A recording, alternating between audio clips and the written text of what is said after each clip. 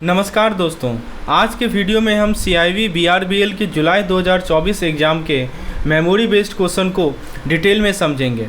हर एक क्वेश्चन के ऑप्शन को मैंने इस तरह से एक्सप्लेन किया है कि आपको सिर्फ जवाब ही नहीं, पूरा कंसेप्ट भी समझ में आ जाएगा।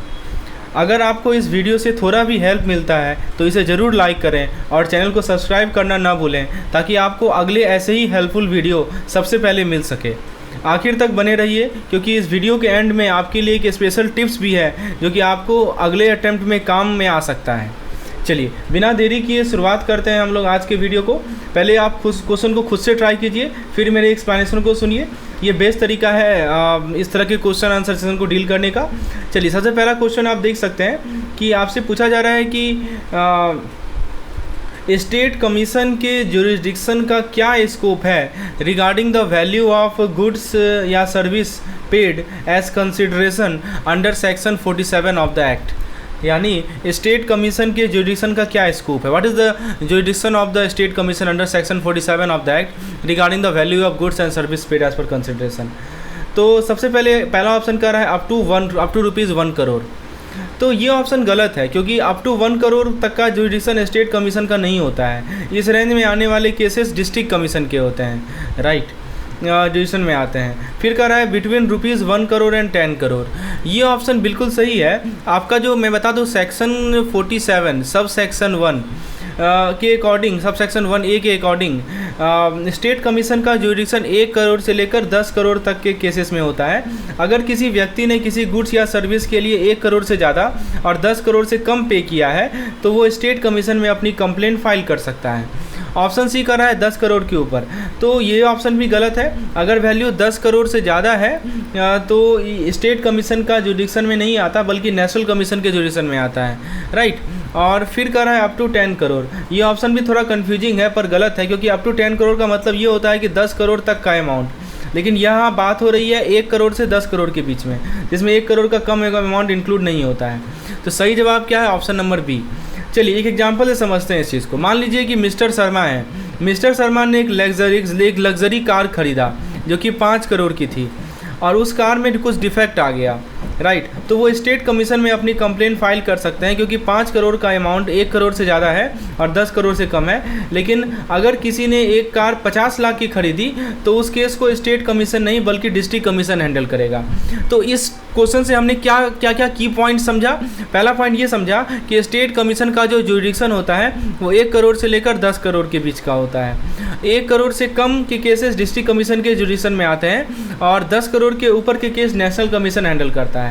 तो दोस्तों ये था एक इंपॉर्टेंट MCQ का एक्सप्लेनेशन इन इजी वर्ड।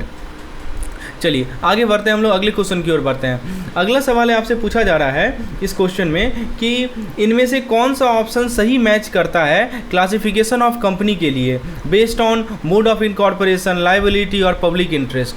आपके सामने 4 ऑप्शंस दिए गए हैं। चलिए अब एक एक ऑप्शन को समझते हैं। पहला ऑप्शन कह रहा है statutory corporation, company limited by share, private company.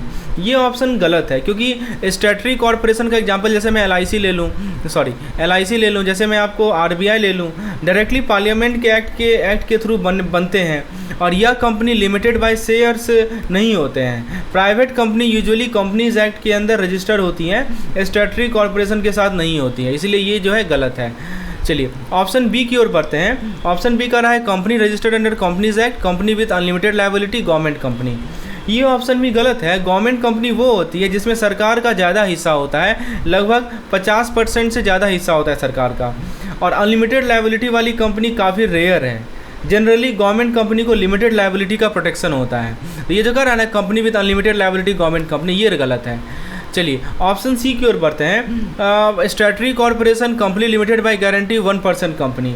ये ऑप्शन भी सही नहीं है। स्टैट्यूटरी कॉर्पोरेशन और OPC, इसको क्या बोलते हैं? 1% कंपनी को OPC बोलते हैं। सॉरी फ्रेंड्स, स्टैट्यूटरी कॉर्पोरेशन और OPC का कोई डायरेक्ट लिंक नहीं है। OPC एक इंडिविजुअल के थ्रू बनाई जाती है और कंपनीज एक्ट के अंदर रजिस्टर्ड होती है। स्टैट्यूटरी कॉर्पोरेशन के साथ इसका कोई रिलेशन नहीं होता, तो ये भी गलत है। ऑप्शन डी कह रहा है company registered under the companies act, company limited by share, small company.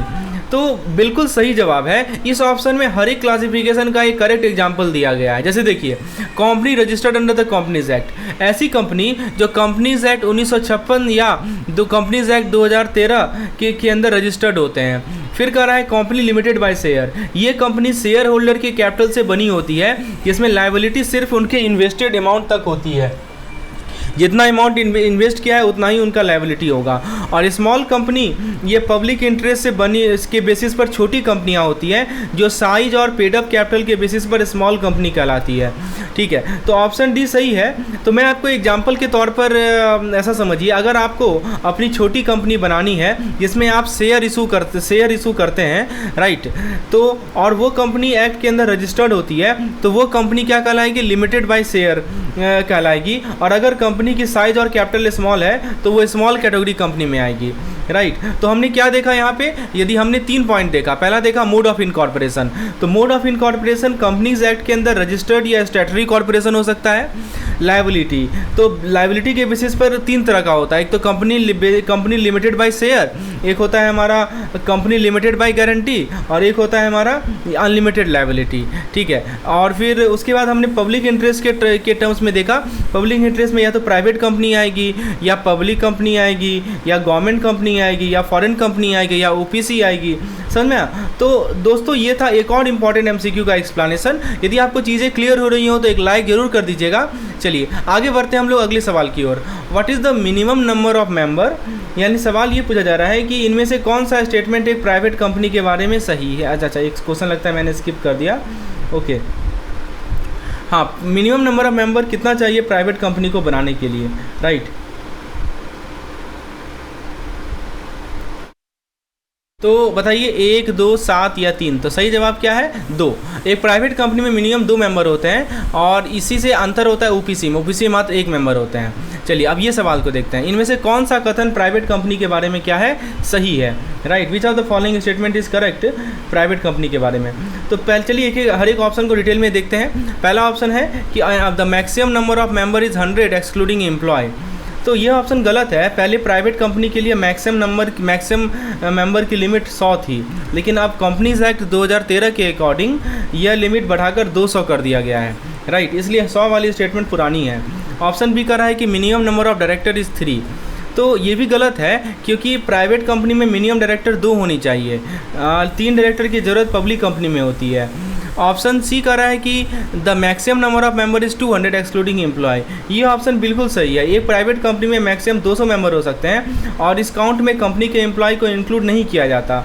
यह कंपनीज एक्ट के लेटेस्ट प्रोविजन के हिसाब से है। ऑप्शन डी कह रहा है कि the minimum number of member is 7। ये ऑप्शन भी गलत है। मिनिमम मेंबर की रिक्वायरमेंट प्राइवेट कंपनी के लिए होती है 2 हो, राइट, 7 नहीं है। 7 मेंबर की ज़रूरत पब्लिक कंपनी के लिए होती है। तो आप एक एग्जांपल लेते हैं समझने के लिए। अगर आप अपनी खुद की प्राइवेट कंपनी बनाना चाहते हैं तो आपको मिनिमम 2 मेंबर चाहिए होंगे, और आपकी कंपनी में 200 मेंबर तक हो सकते हैं। आपके एम्प्लॉय जो कंपनी में काम कर रहे हैं उसको इस काउंट में इंक्लूड नहीं किया जाता है। तो हमने क्या क्या की पॉइंट समझी इस पार्टिकुलर क्वेश्चन से? हमने ये समझा कि जो मैक्सिमम नंबर किसी प्राइवेट कंपनी में होते हैं वो 200 होते हैं, एक्सक्लूडिंग एम्प्लॉय को छोड़कर। जो मिनिमम डायरेक्टर किसी प्राइवेट कंपनी में होते हैं वो 2 होते हैं, और जो मिनिमम मेंबर होते हैं किसी प्राइवेट कंपनी में वो 2 होते हैं, 7 नहीं होते हैं। ठीक है, maximum number 200, minimum number 2, director में मिनिमम 2 होने चाहिए। चलिए आगे बात करते हैं। तो दोस्तों आज हमने एक बहुत इंपॉर्टेंट एमसीक्यू का ब्रेकडाउन किया। एक सवाल है कि आपसे पूछा जा रहा है कि एक पब्लिक कंपनी के लिए मिनिमम कितने डायरेक्टर रिक्वायर्ड होते हैं। चलिए हर एक ऑप्शन को डिटेल में समझते हैं। पहला कह रहा है 1, तो 1 गलत है। एक पब्लिक कंपनी में मिनिमम 1 डायरेक्टर नहीं हो सकता। पब्लिक कंपनी को ब्रॉडर गवर्नेंस की ज़रूरत होती है, और 1 डायरेक्टर से काम नहीं चलेगा। ऑप्शन 2 ये भी गलत है। क्यों? क्योंकि 2 डायरेक्टर की ज़रूरत प्राइवेट कंपनी में होती है, पब्लिक कंपनी में नहीं। ये किस में होती है? प्राइवेट कंपनी में होती है। 3 डायरेक्टर बिल्कुल सही जवाब। ये पब्लिक कंपनी में मिनिमम 3 डायरेक्टर होने चाहिए, राइट। ये कंपनी एक्ट के हिसाब से मैंडेटरी है ताकि पब्लिक कंपनी के गवर्नेंस स्ट्रक्चर स्ट्रॉन्ग और रिलायबल हो।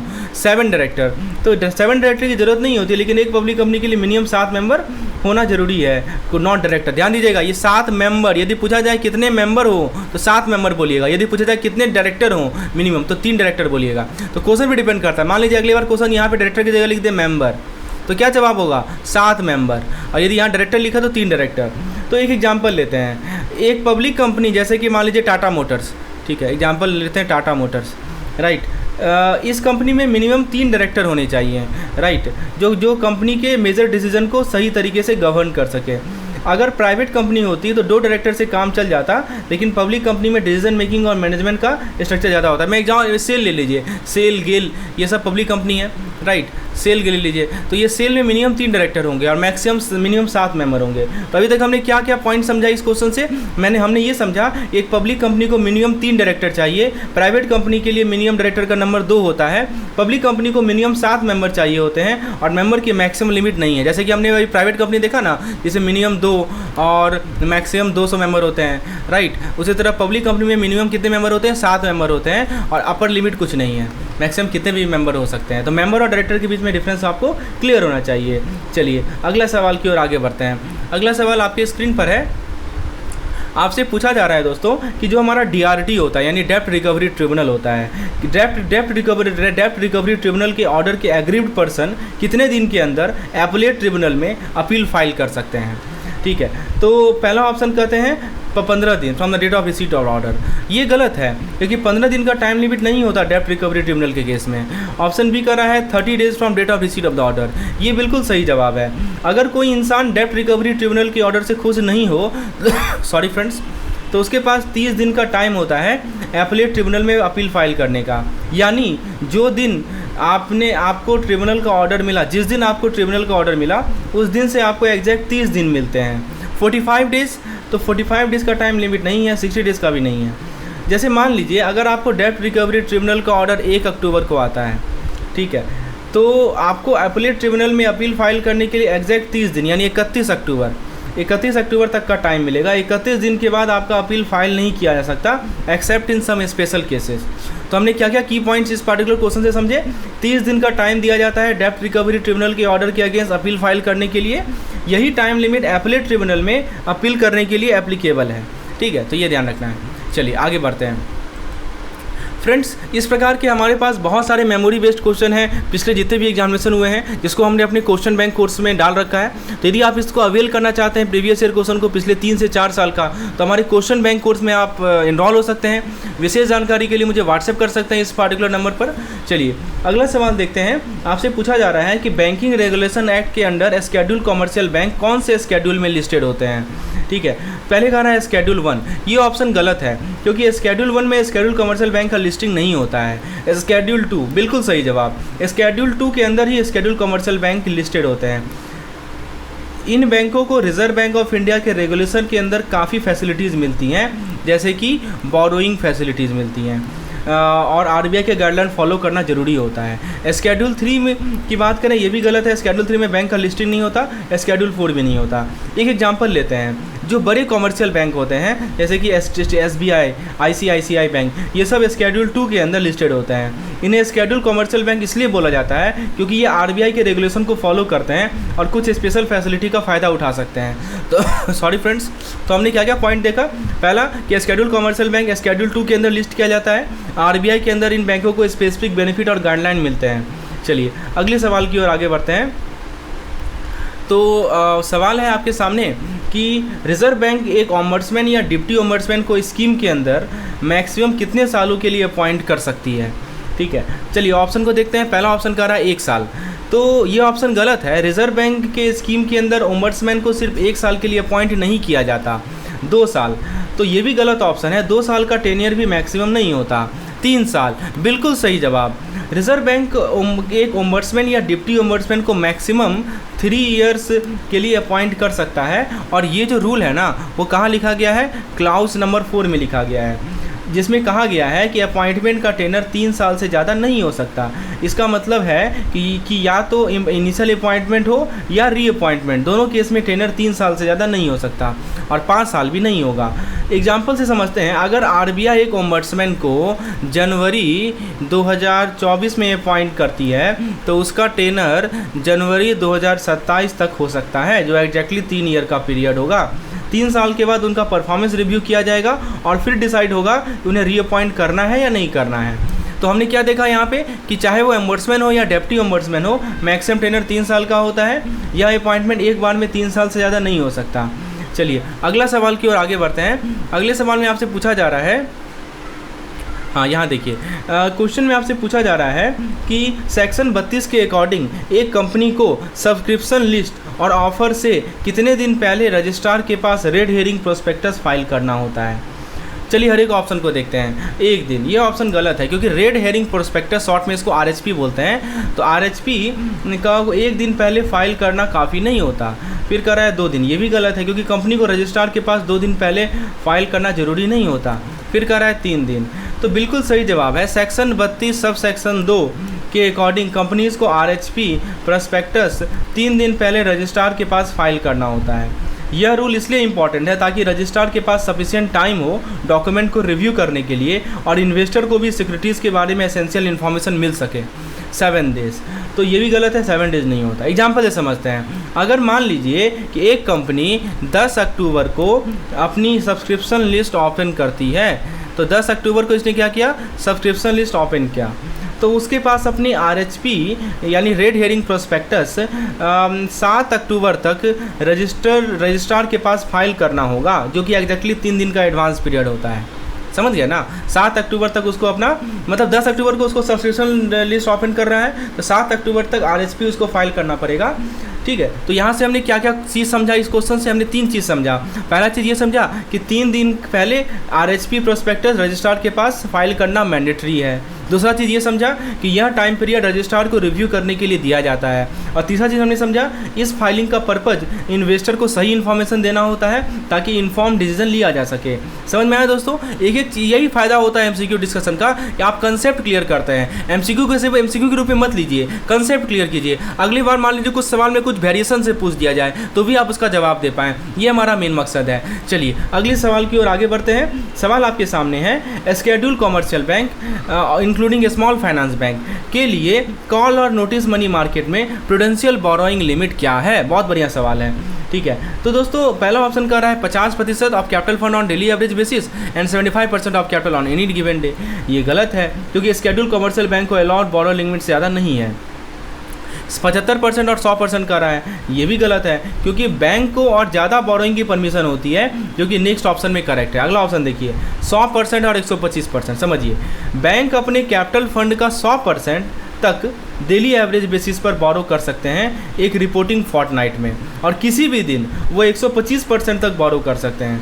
यह लिमिट बैंक को लिक्विडिटी मैनेज करने में मदद करती है और उन्हें बोरोइंग रिस्क कंट्रोल में आता है, उनका बोरोइंग रिस्क कंट्रोल में आता है। और 125 और 150 भी नहीं होगा क्योंकि ये ऑप्शन गलत है, क्योंकि ये अलॉट लिमिट से ज़्यादा है। मैं एक एग्जांपल लेके समझाता हूँ। जैसे मान लीजिए एक बैंक है जिसका कैपिटल फंड है 500 करोड़। क्या है ये? कैपिटल फंड है। This is capital fund of a bank which is 500 crore. तो वो 500 करोड़ तक बोरोड कर सकता है on an daily average basis. ठीक है, डेली बेसिस पे 500 करोड़ तक बोरो कर सकता है, और किसी भी दिन वो 625 करोड़ तक बोरो कर सकता है। तो इस क्वेश्चन से हमें 3 चीज़ समझ में आई। क्या क्या चीज़ समझ में आई? पहले में हमने ये समझा कि 100% ऑफ कैपिटल फंड तक बोरोइंग अलाउड है डेली एवरेज बेसिस पे। किसी भी दिन बैंक 125% अपने कैपिटल फंड तक बोरो कर सकता है। तीसरा चीज़ हमने ये समझा कि यह लिमिट लिक्विडिटी को मैनेज करने के लिए बनाई गई है और रिस्क कंट्रोल के लिए रेगुलेटरी फ्रेमवर्क का पार्ट है। समझ में आया दोस्तों? चलिए अगले सवाल की ओर आगे बढ़ते हैं। आपके सामने क्वेश्चन पूछा गया है कि एक्ट के कंटेक्स्ट में बोर्ड शब्द किस चीज़ को रेफर करता है। अब ये कौन सा एक्ट है? आई थिंक वो तो शायद क्वेश्चन अधूरा है, इसमें कुछ और चीज़ ऐड होना चाहिए। Board of director of a company, ये गलत है क्योंकि बोर्ड का मतलब यहाँ कंपनी के बोर्ड ऑफ डायरेक्टर से नहीं है। Actually I think there is some missing, कुछ मिसिंग है यहाँ पे। इसको मैं स्किप कर रहा हूँ इस क्वेश्चन को, क्योंकि कौन सा एक्ट है ये कुछ लिखा नहीं है। चलिए ये मेमोरी बेस्ड है तो हो सकता है कि कुछ चीज़ें छूट गई हों, मैं उसे क्लियर कर दूंगा। चलिए अगला सवाल की ओर बढ़ते हैं। नेक्स्ट क्वेश्चन में आपसे पूछा जा रहा है कि जो MSMED एक्ट है 2006, इसके अनुसार माइक्रो इंटरप्राइज जो मैन्युफैक्चरिंग में है उनके लिए प्लांट और मशीनरी में इन्वेस्टमेंट का रिवाइज नॉर्म्स क्या है। राइट, तो पहला ऑप्शन कर रहा है कि investment and plant and machinery should not exceed 25 lakh, short में इसको P&M कहते हैं। तो ये ऑप्शन गलत है क्योंकि माइक्रो इंटरप्राइज के लिए इन्वेस्टमेंट का लिमिट इससे ज़्यादा है।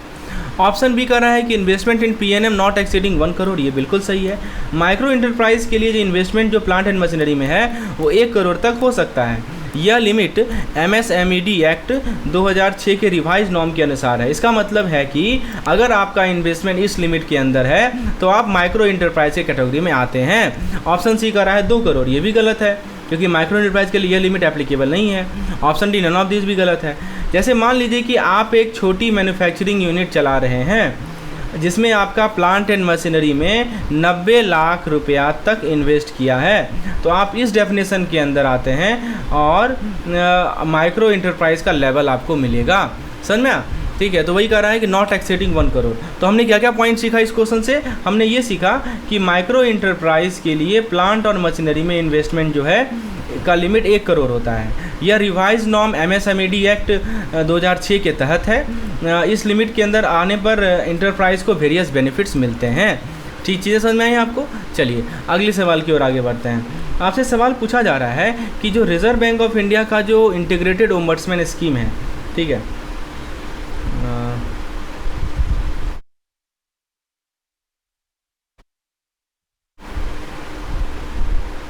चलिए इस क्वेश्चन को हम अभी स्किप करते हैं, चेप्सी का सही आंसर है। हाँ, ये सवाल देखते हैं कि इस सवाल में आपसे क्या पूछा जा रहा है कि हु इज़ द चेयरमैन, यानी कि हमारे जो एडवाइजरी कमेटी होते हैं MSME के, इसके चेयरमैन कौन होते हैं। तो पहला कह रहा है governor reserve bank of India. Option A है गवर्नर रिजर्व बैंक। ये ऑप्शन गलत है क्योंकि गवर्नर का रोल MSME एडवाइजर कमेटी में नहीं होता है। और यहाँ पे क्या कहा जा रहा है? Advisory committee of MSME। फिर कह रहा है chairman security and exchange board of India. तो ये ऑप्शन बी है, ये भी गलत है क्योंकि सेबी का फोकस सिक्योरिटी मार्केट पर है, MSME पर नहीं है। ठीक है, फिर कह रहा है secretary and ministry of MSME। ये ऑप्शन सही है और यही है सही जवाब। सेक्रेटरी जो होते हैं MSME मिनिस्ट्री ऑफ MSME के, वो कमेटी को चेयर करते हैं। इनका रोल बहुत इंपॉर्टेंट है क्योंकि ये MSME सेक्टर के लिए पॉलिसी बनाते हैं और उन्हें इम्प्लीमेंट करते हैं। ऑप्शन डी का रहा है चेयरमैन सिडबी। तो ये भी ऑप्शन भी गलत है क्योंकि सिडबी का रोल अलग है और वो डायरेक्टली एडवाइजरी कमेटी के चेयरमैन नहीं होते। तो याद रखिएगा कि जो हमारे सेक्रेटरी होते हैं मिनिस्ट्री ऑफ MSME के पास, इस कमेटी का चेयरमैन होने का रिस्पॉन्सिबिलिटी है।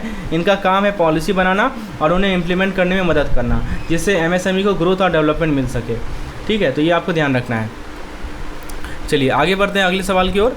अगले सवाल में आपसे पूछा जा रहा है कि under section 138 of the, I think ये क्वेश्चन हमने मिस किया है।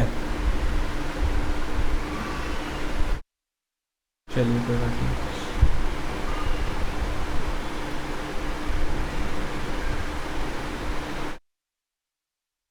अच्छा ये देखते हैं। According to the RBI notification dated 26 October 2022, which of the following statement is true regarding the tenure and appointment of MD and CEO और WTD in private sector bank.